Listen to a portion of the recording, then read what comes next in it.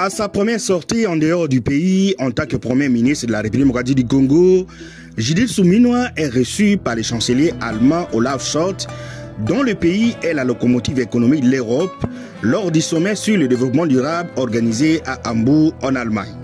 Dans ces assises internationales, la chef du gouvernement RD congolais, avec le courage, la ténacité et l'intelligence qui lui sont propres, a prévenu le pays pollueur du respect de leur engagement dans le cadre des compensations financières.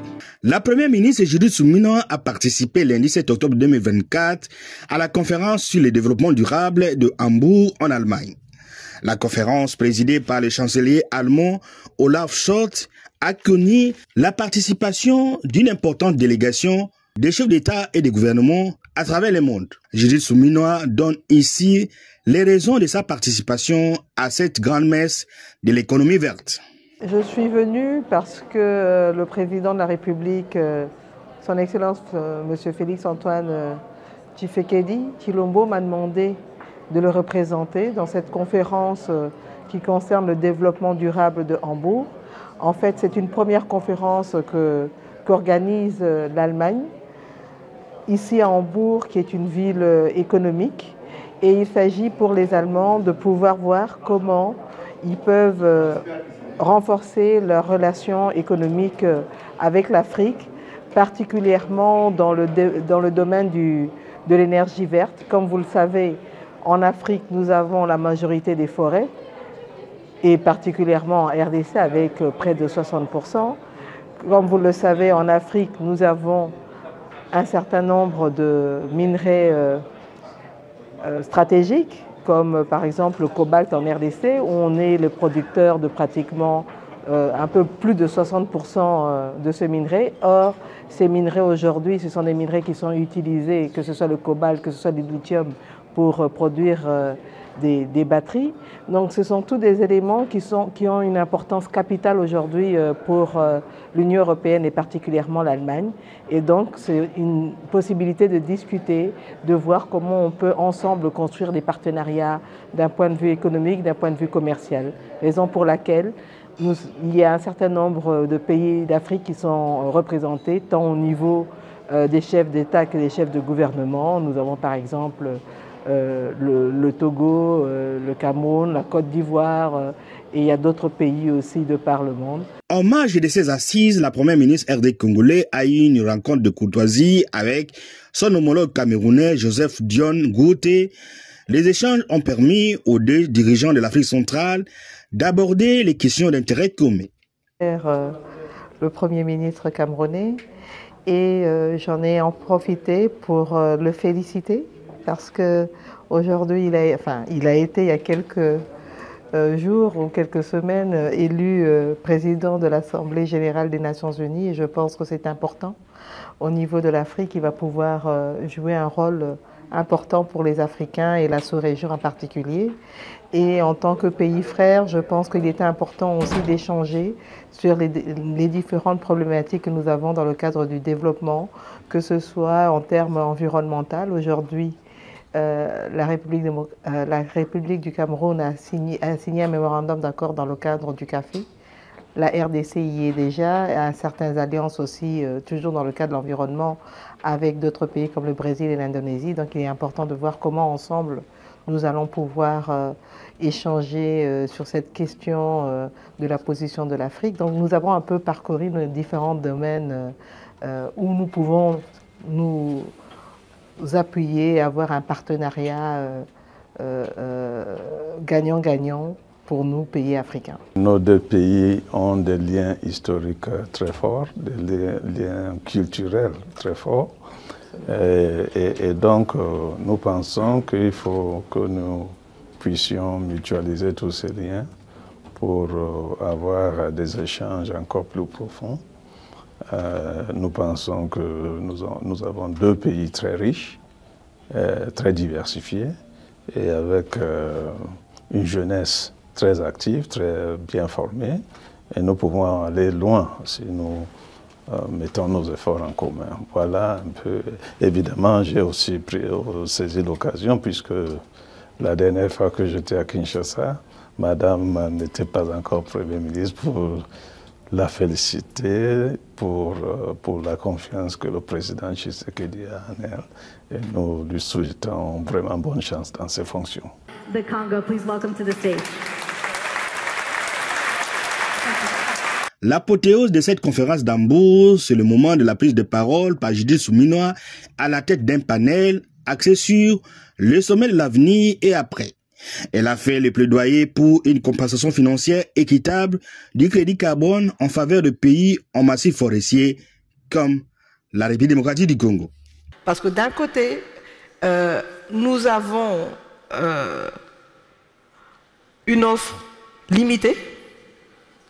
De l'autre, nous avons une demande importante et nous avons un marché qui ne correspond pas du tout au marché de l'offre et de la demande. Ça n'a aucune correspondance. Donc aujourd'hui, nous sommes vraiment dans un processus où il faut rétablir les choses et se dire, à partir du moment où nous sommes un certain nombre, RDC, Pays Solutions, le bassin du Congo, l'Amazonie, etc., tous en train de discuter de cette problématique, comment nous, en tant que poumons, nous pouvons préserver le monde, préserver l'avenir de nos enfants, préserver les jeunes, comment nous pouvons dans ce cadre-là aussi être rétribués, parce que ce n'est pas quelque chose où on le fait parce que nous sommes gentils, non, on le fait parce que nous jouons un rôle important dans le monde et les efforts que nous faisons pour préserver cet environnement doivent être rétribués à juste titre. Et donc, pour moi, à partir du moment où nous allons pouvoir avoir une négociation franche, une discussion transparente sur le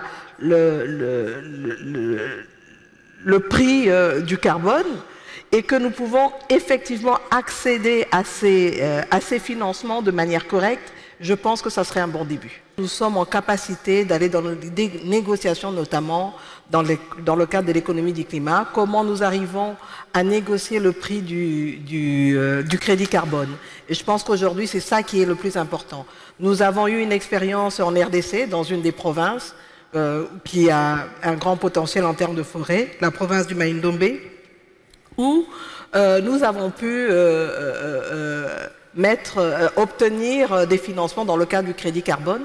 Et cela a permis effectivement d'appuyer les communautés en termes d'infrastructures, en termes d'accès à l'énergie.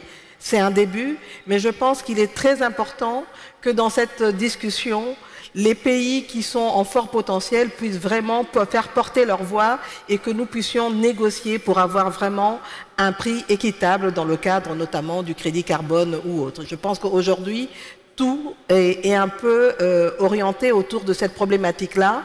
Qui fixe les prix alors que ceux qui l'offrent ne sont pas en capacité de fixer ces prix-là, et c'est ça qui est le plus important aujourd'hui à discuter, à négocier. Aujourd'hui, nous ne sommes pas encore au point où ces négociations vont vraiment dans la bonne direction. Aujourd'hui, je pense que nous avons différentes alliances. Par exemple, la RDC aujourd'hui a une alliance avec le Brésil et l'Indonésie pour pouvoir peser et mettre en avant leur potentiel. De la même manière, aujourd'hui, on parle du CAFI et je pense que nous sommes dans un processus où, ensemble, tous les pays qui sont à fort potentiel forestier et qui constituent des réserves d'oxygène pour le monde doivent être dans une position où on les écoute et peuvent aussi aller dans cette négociation. Bien sûr, il est important que nous puissions aussi donner un certain nombre de garanties par rapport à la conservation de ce potentiel-là, mais pour l'instant, les négociations ne sont pas encore au beau fixe comme nous le souhaitons. Nous avons développé toute une politique par rapport au partenariat public-privé. Il a été important de mettre en place un cadre législatif qui va pouvoir permettre de mettre en œuvre ce partenariat-là. Et grâce à ce partenariat public-privé, en tenant compte des investissements qu'on pouvait avoir dans le secteur privé, nous pouvons aujourd'hui accéder par exemple à l'énergie parce que nous avons des possibilités, des gens qui veulent investir dans ce secteur-là. Je prends aujourd'hui toutes les négociations qui sont en cours avec le programme INGA qui va permettre de produire 44 000 kWh si on y arrive, eh ben, c'est un des partenariats publics-privés qu'on pourrait avoir au niveau du pays. Autre chose, on voudrait aussi renforcer notre accès au niveau des financements internationaux. Là, évidemment, il y a toute cette discussion qu'on a avec nos différents partenaires techniques et financiers. Il y a aussi la nécessité pour nous aujourd'hui de mieux profiter de l'économie du climat, particulièrement dans le cadre de l'opérationnalisation du marché du crédit carbone. Donc ça aussi, c'est un élément sur lequel nous comptons vraiment exploiter. Mais l'autre chose qui est importante pour nous aujourd'hui, c'est la diversification de nos sources de revenus. Vous avez parlé des minerais.